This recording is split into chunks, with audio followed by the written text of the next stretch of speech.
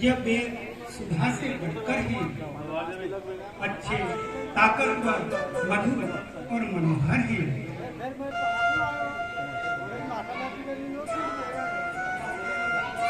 एक भक्त हे लक्ष्मण, तुमने न खाया वेद? देखो तो कैसा मीठा है। पृथ्वी से ले आकाश तलक इससे फीका है। तुमने भी बहुत खिलाए हैं, पर इनसे बढ़कर स्वाद नहीं। सीता का परोसा भोजन भी देता इतना आवाज नहीं। तुम खाते नहीं, बात क्या है?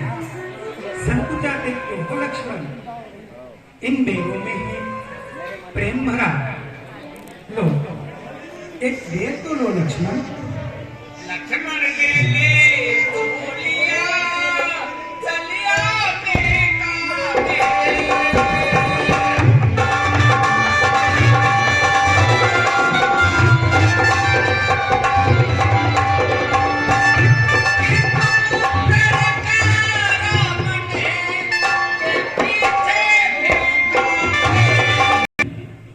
तो सच्चे भक्ति हैं, भक्तों में नहीं जमेला है। क्या खान पान की बात यहाँ यह भक्तिमान अलबेला है।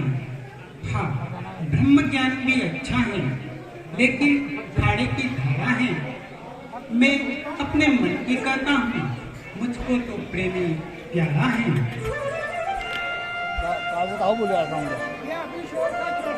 बतलाना हमें हो यदि तुमको ज्ञात, हम दोनों भाई राम लक्ष्मण वनवासी बनकर आए हैं। सीता को भी अपने साथ साथ इस दंडक वन में लाए हैं। दुर्दिन ने ऐसा कर डाला, उस और पिता का मरण हुआ, इस और स्वर्ण मृग के कारण कुटिया से सीता हरण हुआ। तू भी है वनवासी, बतला दे कुछ राय। कहाँ जाए, किससे मिले, क्या हम करें उपाय?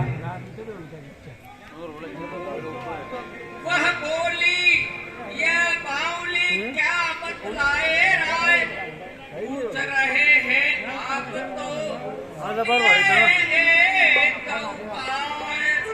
यह बावली क्या बतलाए राय।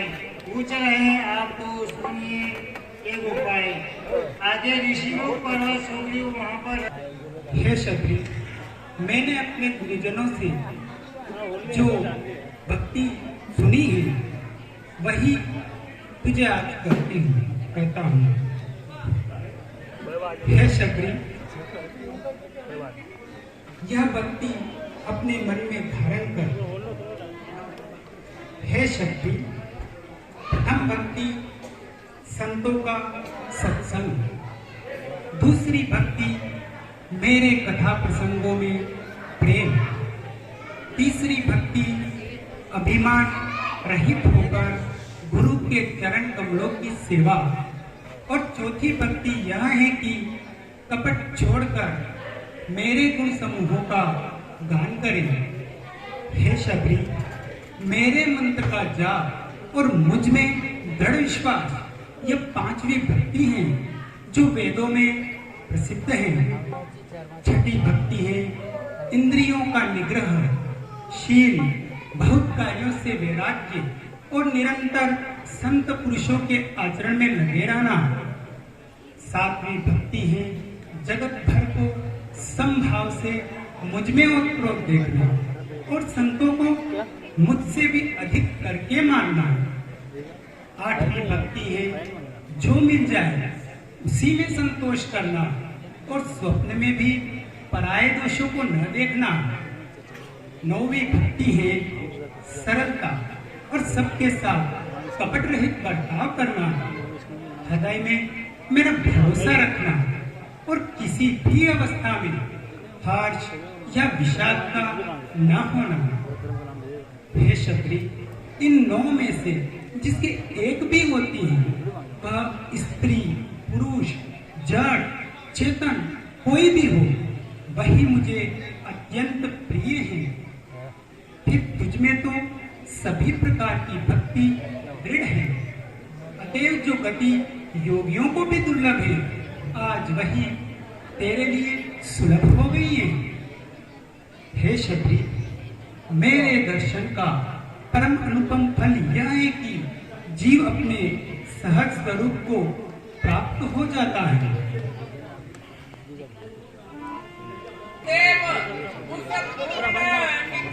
निकेतन सुनाते हैं, मातंग ऋषि के श्रापवश बाली तो यहाँ आ नहीं सकता, लेकिन जब तक मैं जिंदा हूँ चैन वह पा नहीं सकता। इसलिए तुम शीघ्रता से जाओ। यदि मेरा संदेश सही हो तो मुझे इशारा कर देना।